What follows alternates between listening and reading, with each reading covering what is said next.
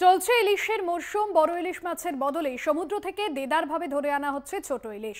নিষেধাজ্ঞা সত্ত্বেও পিল ইলিশ ধরায় প্রশাসনকে অবিলম্বে কঠোর ব্যবস্থা গ্রহণের আর্জি কাকদ্বীপ ফিশারম্যান ওয়েলফেয়ার অ্যাসোসিয়েশনের সম্পাদক বিজন মাইতি।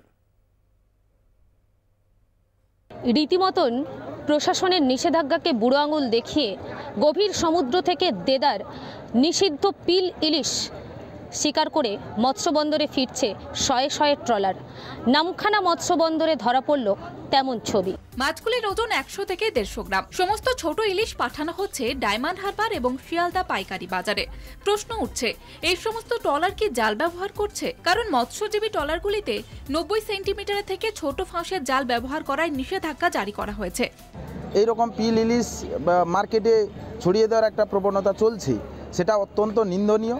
এটা বিগত দিনে প্রশাসন একেবারে হেলদোল বা কোনো ইয়েতে পদক্ষেপ নেয়নি এবং এখনও পর্যন্ত সেই পিল ইলিশ সম্বন্ধে প্রশাসনের কোনো হেলদোল নেই। সর্বোপরি সবাই হচ্ছে পিল মাছ ধরছে। পিল মাছ নিয়ে প্রতিটি ট্রলারবাসী তারা আসছে নামখানা ঘাটে, এছাড়া বিভিন্ন ঘাটে।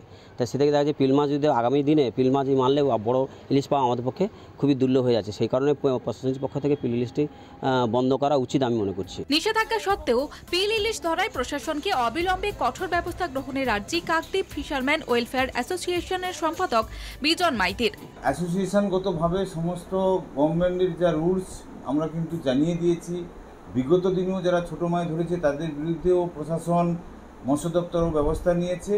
মরশুমের শুরু থেকে যেভাবে প্রশাসনের নজর এড়িয়ে গভীর সমুদ্র থেকে নিষিদ্ধ পিল ইলিশ ধরা হচ্ছে, তাতে করে আগামী দিনে ভালো ইলিশ পাওয়ার ক্ষেত্রে যথেষ্ট সংকটময় পরিস্থিতি তৈরি হবে বলে মনে করছে সাধারণ মানুষজন।